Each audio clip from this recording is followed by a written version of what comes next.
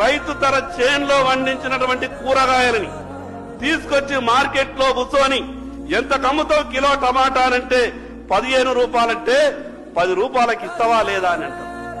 ఇక్కడనేమో 200 రూపాయల టిఫిన్ చేస్తే 200 రూపాయల టిఫిన్ కు బిల్లు కట్టి 100-200 రూపాయలు టిప్పియడానికి మనసొప్పుతుంది గాని అక్కడ 15 రూపాయల కిలో టమాటాలు అమ్మితే 10కి ఇస్తే తీసుకుంటా లేకుంటే లేదనే విధంగా ఆ రకమైనటువంటి అవమానాలను రైతు భరిస్తున్నాడు అధ్యక్ష. నేను ఎందుకు ఈ మాట చెప్తున్నానంటే అధ్యక్ష, కళ్ళకు నీళ్ళొస్తాయి అధ్యక్ష. ఈ రోజు ఏ రైతు కూడా సంతోషంగా లేడు అధ్యక్ష. మీరు రైతు బంధించిన రుణమాఫీ చేసినా కేవలం ఎన్నికలప్పుడు రాజకీయ మాటలు మనం మాట్లాడుతున్నాం, కానీ రైతు ఈ రోజు కూడా సంతోషంగా లేడు అధ్యక్ష.